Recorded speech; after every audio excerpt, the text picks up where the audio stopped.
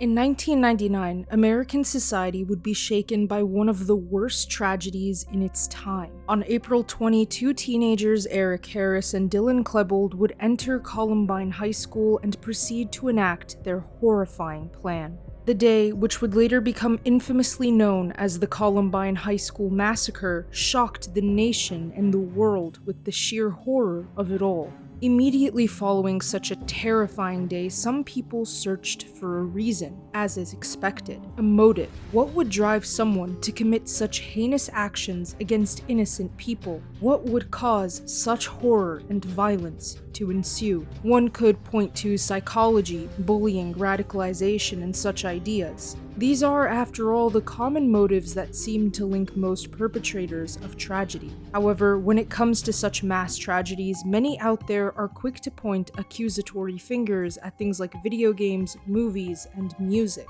And some determined that Columbine was motivated by the video game named Doom.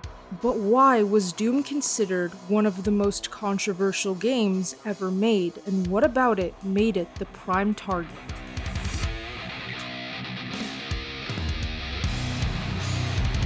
In the chest 5 times and is listed in very serious condition. Couldn't drive through a particular neighborhood because there were fears that there might be bombs there.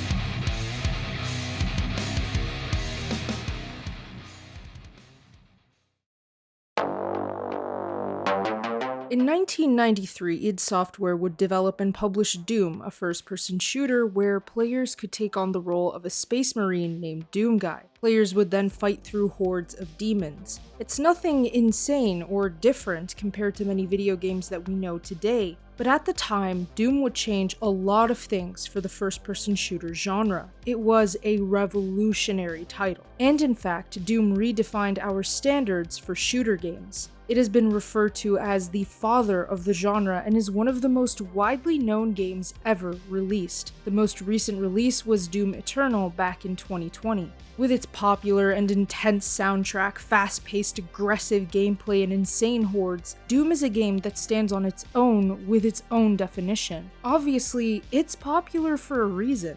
Doom would be the third major video game published by id Software aside from Commander Keen in 1990 and Wolfenstein 3D in 1992. Interestingly enough, Wolfenstein is also considered another very controversial game.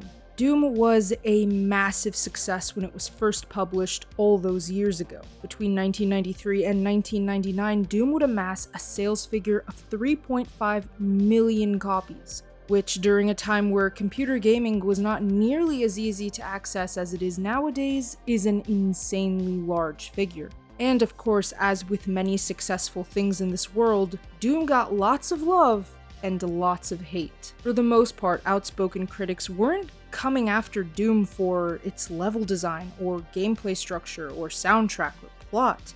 They weren't critiquing it from a standpoint that one would critique a game in. No, they were coming after what they believed was Doom's psychological effects on youth and the perpetuation of violence. In order to understand the full story behind Doom's controversy, we're gonna have to take a trip back into American history, during an era dubbed infamously as the Satanic Panic. Now, the Satanic Panic mostly affected music and TV more than it did gaming, but we need to understand this era in order to understand what comes next. In the late 1980s to the late 1990s, the Satanic Panic was at its height. Remnants of it exist today, but the social movement really flourished in an era around which Doom released, which was in 1993. People in America especially became widely obsessed with the idea that there are evil occultists ritually sacrificing people left and right. For the most part, pretty much none of their 12,000 some allegations actually panned out. However, that didn't stop people from believing in the allegations presented during this strange moral tide. The origins of the Satanic Panic began in Canada in 1980 when a book titled Michelle Remembers released. This book spoke about these murderous satanic Canadians and it was a huge bestseller in the United States, only fueling the fear around this idea. Much of the book focused in on the abuse endured by a child at the hands of Satanists, which curated a sense of fear for children in the United States. People believed that the elite would kidnap children and use them for terrible means, and a lot of people have equated the modern-day QAnon movement to the satanic panic. Everything was being swept up in this movement, and you probably already know this if you're a fan of any type of metal music. These sorts of things were dubbed as satanic and evil, and many banned their children from engaging with such things out of fear during this time. Now, the thing is, the satanic panic didn't really affect video games much. It did affect Dungeons & Dragons, but not really video games. Despite this though, I think it's important that we understand culturally what the environment was like in the United States at the time. Besides, Doom itself does include depictions of satanic imagery, and Doom is quite unapologetic in its depiction of gore, violence, and such satanic imagery. Levels are populated frequently with pentacles and demons. Doom certainly didn't really hold back on its gruesome design of hell and the horrifying nature of a demon-infested environment. Doom was very much the subject of controversy in this regard. Imagine a time charged and riled up by a moral fear over satanic stuff, and all of a sudden, a game like Doom releases. A game that literally focuses on demons. Sure, you could argue that in Doom you're supposed to fight back against the demons, but for the ill-informed, demonic depictions were unacceptable. As I mentioned before, Doom is unapologetic in its graphic imagery, which means that there's a whole other angle at which Doom was heavily controversial for: the violence.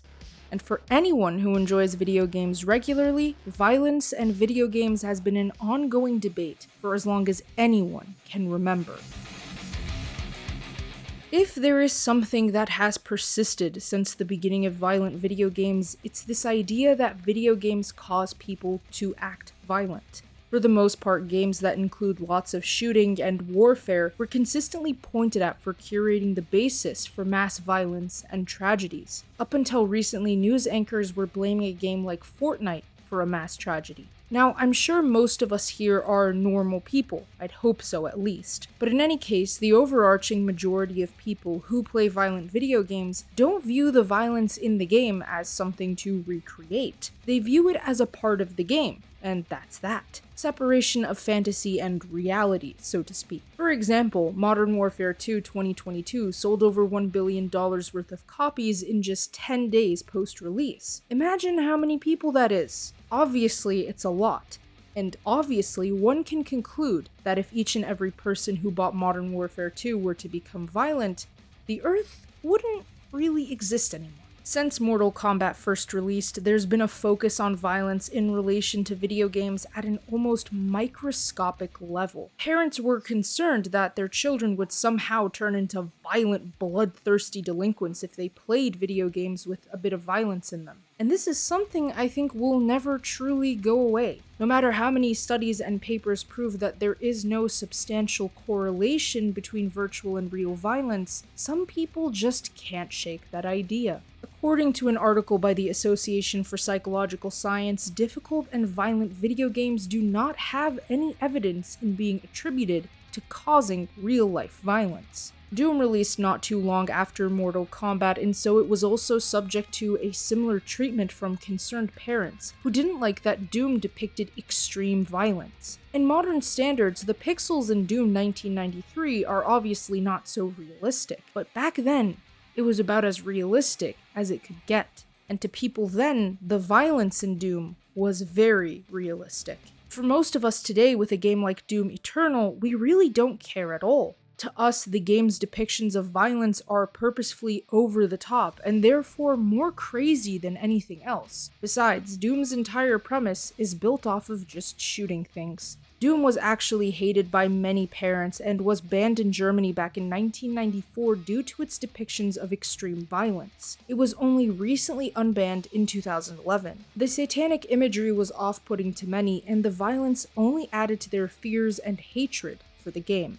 According to McGill University's School of Computer Science, quote, Doom has been criticized numerous times by religious organizations for its diabolic undertones and was dubbed a mass simulator by critic and Philology Research Group founder Lieutenant Colonel David Grossman. Now, remember the name David Grossman, because he's going to be an important component to this story. Evidently, Doom has been in the limelight for a long time in regards to its controversial material and content since its initial release. However, an interesting study conducted by Illinois State University revealed a pretty interesting tale about violence and video games. Several subjects were brought in and given 4 versions of Doom 2 to play, which if you've ever played Doom 2, you'll know that it is quite similar to Doom 1 in its gameplay and structure, with some improvements of course. Each version of Doom 2 given to participants differed in its level of violence and difficulty. The more violent versions contained enemy graphics and sounds from a mod called Brutal Doom, which has the objective of making everything more insane than the original version. Less violent versions brought in alien enemies from Chex Quest, and participants didn't kill these aliens, they instead sent them home with a tool called the Zorcher. In more difficult versions of the game, enemies fought back and the game would need to be restarted if the player got too many hits. The easier versions had slow enemies that didn't really attack the player at all. All participants were college-aged men and were given a 5-minute writing assignment to describe their view on abortion before the games would be played. Then for 15 minutes, each man played the game. To make a long story short, the researchers found from a pool of 275 college-aged men, which is an age and gender more associated with risky behavior, that aggression did not differ substantially enough to attribute a link to the violent video game that they had been subjected to. Now, you could poke some holes in this study. Perhaps 15 minutes is not indicative enough of the potential long-term effects of violent video games on the human mind. Perhaps the game itself is far too outdated in today's standards, especially when stacked against the violence present in Doom Eternal, for instance. It might have been better to get a wider age range, or even include women in the study to see if there's a link on multiple fronts. Whatever it may be, there have been countless studies performed that showcase that the link between video games and aggression in a person is unsubstantiated and lacks proper support. There is simply no real-world causation of violence as a result of playing video games. Some have claimed in the past that children learn from observation and mimicry, and that when they observe violence in video games, they will be in some capacity affected by it and will want to reenact it. However, according to Harvard University, quote, federal crime statistics suggest that serious violent crimes among youths have decreased since 1996, even as video game sales have soared. There does not seem to be a real-world link with violence and the rise in the popularity of video games. Now we make it to the year 1999. The day is April 20. What should have been an ordinary day at a Colorado high school was turned into one of America's worst and most horrifying tragedies that would come to define the modern era. The Columbine High School massacre changed the dynamic of the country. High school, a place once associated with some semblance of security for students across America, became a place where those wanting to cause harm would certainly do so. As the crisis unfolded, the images often outran the information. For much of the day, more questions than answers.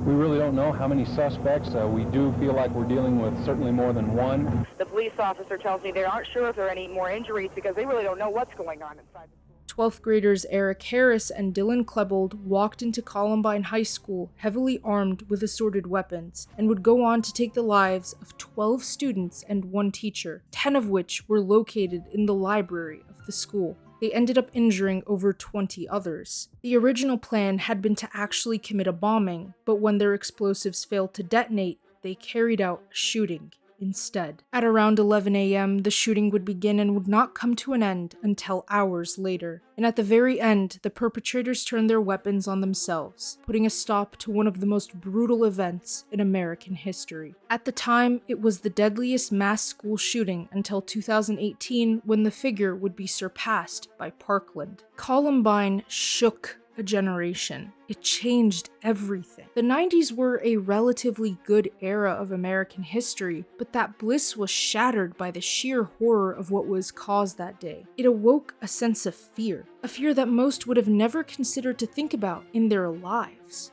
After the tragedy, people quickly tried to find a motive to understand what would drive two students in high school to do something so evil and despicable. What would cause teenagers to turn weapons on their fellow students and teachers? Why would anyone ever think to commit something as heinous as they did? It was found that Harris had a website where he would post details about his fantasies of hurting mass amounts of people. Klebold and Harris both wanted to curate the most destructive tragedy in American history. What was known was that they wanted to hurt a lot of people. But for years, the media, the FBI, and investigators were unsure of what exactly to pin the blame on. Not until the early 2000s did a potentially clear motive become known. At first, the media suggested a stream of ideas, pointing to goth culture, Marilyn Manson, video games, and bullying. But one video game was the center of these accusatory statements.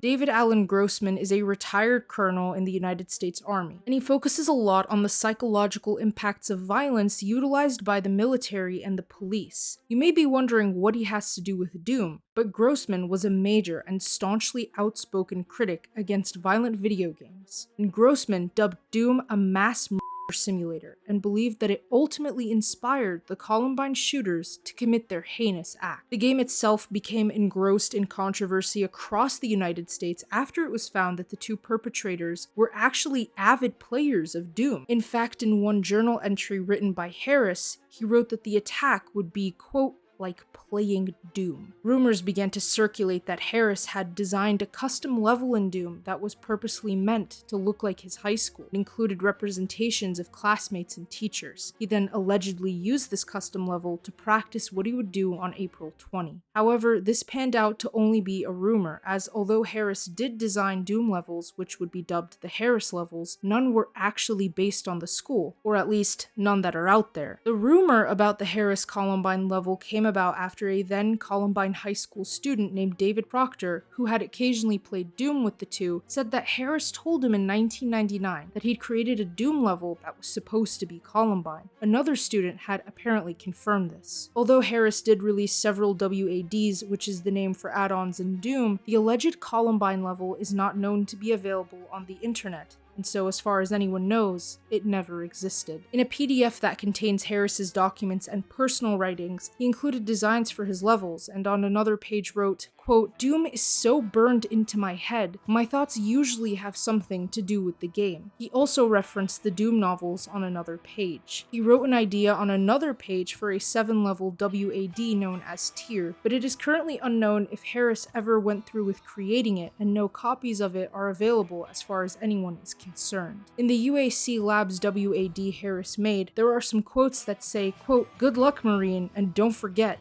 kill them all." The copyright section says, quote, "You may not change a damn thing with this WAD.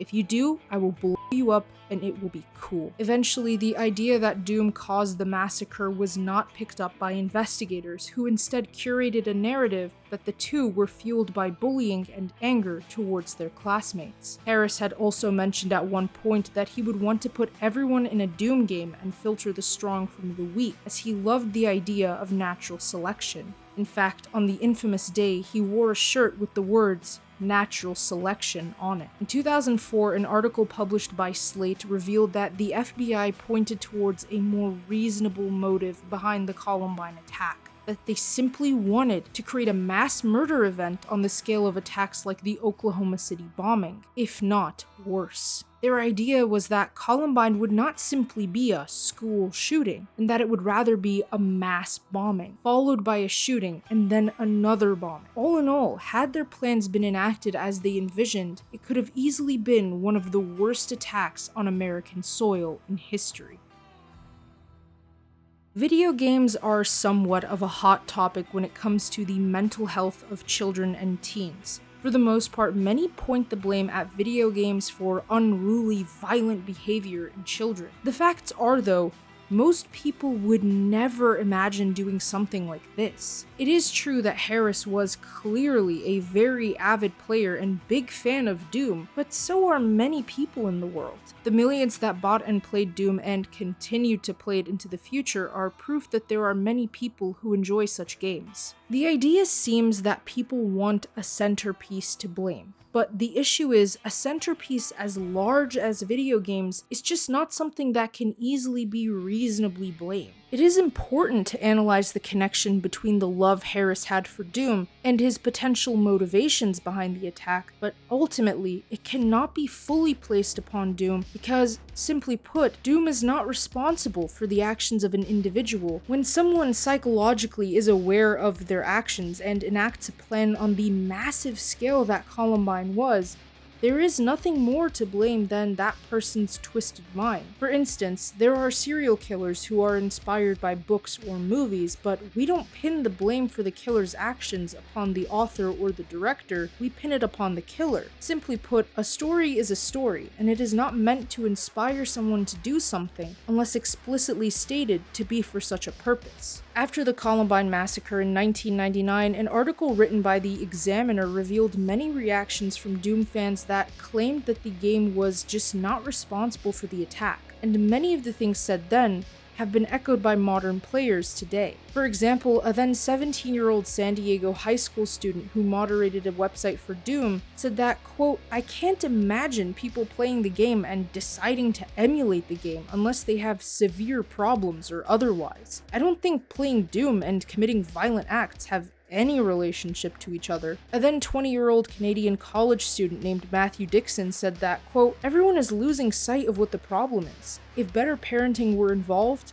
none of this would have happened." And what Dixon said could actually have some good merit in this scenario. Unfortunately, with the world we live in today, many people are inattentive to what their children and teens do online and what they consume online. Inattentive parents and neglectful parents tend to gloss over, ignore, or not even seem aware of the signs that their children have serious issues. Many of the situations involving young children who commit violent actions are a result of neglect and parents ignoring their child exhibits behavior of psychopathy at a young age. The FBI concluded that Harris was potentially a psychopath who exhibited traits of narcissism. Klebold was concluded to be an angry depressive with a vengeful attitude. Although none were formally diagnosed, typically diagnoses for such personality disorders don't come around their age. However, it is still very possible, since not many people would ever truly commit something like this, unless something was genuinely wrong in their heads. At the end of the day, nobody can really say why Eric Harris and Dylan Klebold took up guns and attacked their fellow students. One could say that bullying was the main trigger point behind their attack. Many who knew the two from school said that bullying was a problem, and that Harris and Klebold were frequently the subject of a lot of bullying. Klebold wrote often about how he and Harris were apparently godlike, and he believed that the pair had evolved more than any other human. However, Klebold also wrote many entries of self-loathing and depressive statements. Many psychologists and FBI agents have tried to figure out if there is a substantial psychological reason behind their attacks. As I mentioned earlier, the FBI eventually concluded that Harris exhibited psychopathic tendencies and narcissistic tendencies, including things like grandiosity, a lack of empathy and remorse, and deceptive behaviors. Another psychologist named Peter Langman said that Klebold had schizotypal personality disorder, which is often characterized by being socially aloof and having distorted views of reality, superstitions, and unusual behaviors, and Klebold supposedly believed he was being conspired against. It is clear that the common link between most perpetrators of mass violence is something in the realm of mental health. When we look at people who are serial killers, for instance, you can typically find that they exhibit either psychopathy, sociopathy, narcissistic personality disorder, or something along those lines. These are all part of the dark triad, which are a set of dark personality traits exhibited by people in these disorders. They are especially almost all markedly known by one thing: a lack of empathy. Empathy is the driving force behind why we care about our fellow humans. It's why, even if you don't know someone personally, you can understand their story and their struggles and feel with them, not just for them. This is why empathy and sympathy are not the same things, as empathy is about genuinely understanding the other person's hurt and feelings, and it's not just feeling bad, which would be more sympathy. When it comes to personality disorders like psychopathy, there is no empathy to be given. And this is what allows a person like this to commit mass as they do not even perceive the person that they are hurting to be a real human being. At the end of the day, nobody truly knows why the two did what they did. Nobody knows the exact motivations. All we have is speculation and theories, and that's just unfortunately not a clear motive. Whether or not Doom influenced their attack, I would not say that it is fair to blame Doom for the event. There was clearly something much deeper and much more sinister at play behind why they did it. However, we all want something to blame, so that we can understand why someone would do something. I think we all forget sometimes that some people are just evil, and some people are okay with committing evil,